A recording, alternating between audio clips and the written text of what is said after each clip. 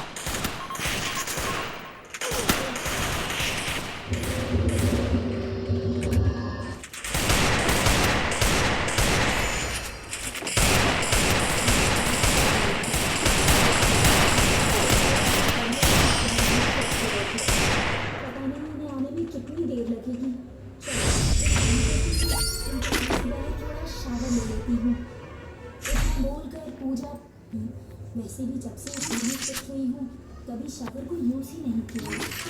इतना कहकर पूजा ने जैसे ही उस शावर को चलाया अचानक उसके गले से जोरदार चीख निकल गई। ये कैसा हुआ? शावर से तो पानी की तरह खून निकल रहा है। जैसे ही खून की बूंदें पूजा का शरीर जैसे उसके शरीर पर किसी ने तेजाब डाल दिया हो। कुछ ही पलों में पूजा की गूंज गई। इस घटना के 2 महीने बाद राजा ने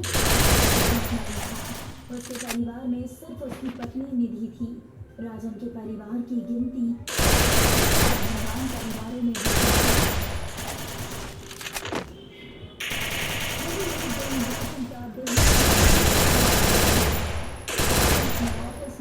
अपने दोस्त राहुल के साथ उदास बैठा हुआ था।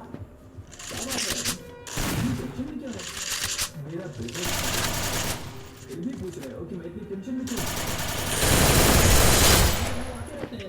और वैसे भी इस वक्त वर्ल्ड मार्केट डाउन चल रहा है। अभी तक मैंने इस बारे में अपनी पत्नी निधि को भी नहीं बताया है। इस बात को छुपाने से तुम्हें क्या मिल जाएगा? आखिर एक दिन तो निधि को पता चलेगा ही। क्या फर्क पड़ता है तुम्हारा हो या तुम्हारे दोस्त का? फिलहाल तो जब तक मैं इस घर तो ये बंगला मेरा ही हुआ ना। लेकिन राजन तुम्हें एक काम करना पड़ेगा। कौन सा काम?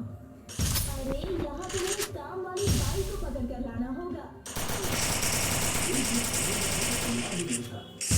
लेकिन नहीं है वैसे भी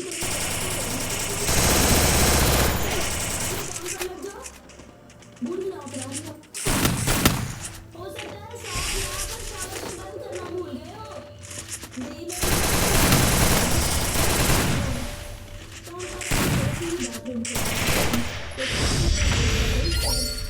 हलक से एक जोरदार चीख निकल गई।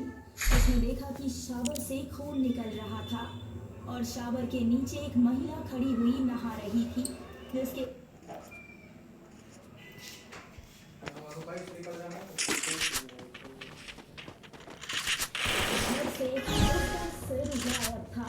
कांताबाई की चीख सुनकर राजन और निधि दौड़ते हुए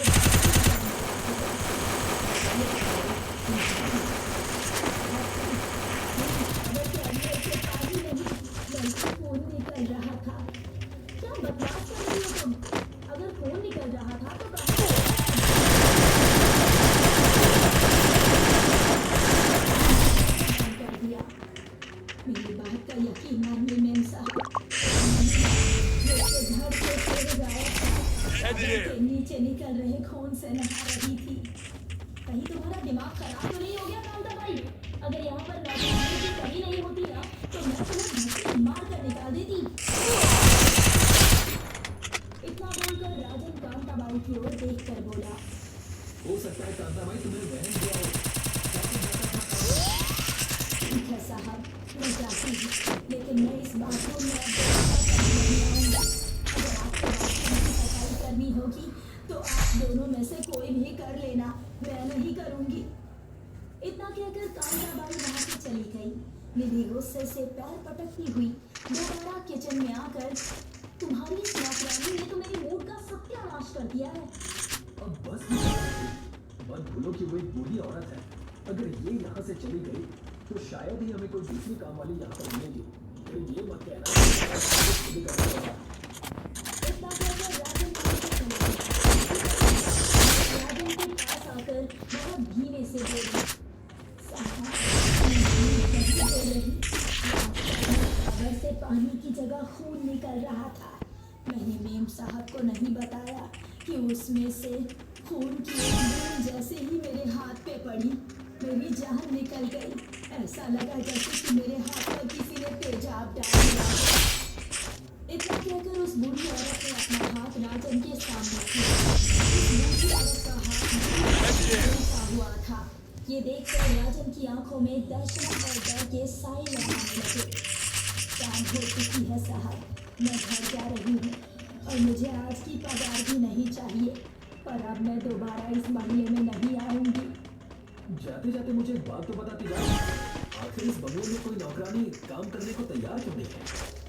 2 महीने पहले इस बंगले के मालिक की मौत हो चुकी हुआ था। You can't! तब से इस बंगले को लेकर आसपास के लोगों में अजीबोगरीब अफवाहें मशहूर है। सभी यही कहते हैं कि ये बंगला हाउंटेड है। इतना कहकर नौकरानी